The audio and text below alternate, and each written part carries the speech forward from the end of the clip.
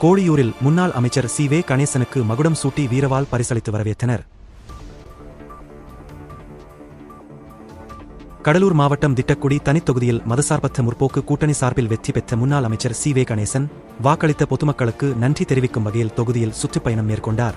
இன்று திட்டக்குடி நகராட்சியின் 24 வார்டுகளிலும் வீதி வீதியாக சென்று பொதுமக்களை சந்தித்து நன்றி தெரிவித்தார்.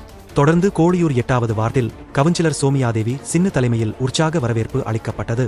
அவருக்கு ஆரத்தி எடுத்து மகுடம் சூட்டப்பட்டது. மேலும் மாலை அணிவித்து வீரவாள் பரிசளிக்கப்பட்டது.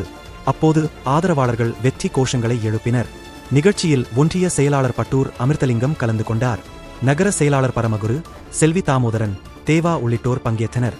கிளை கழக நிர்வாகிகள் மற்றும் பொதுமக்கள் திரளாக கலந்து கொண்டனர்.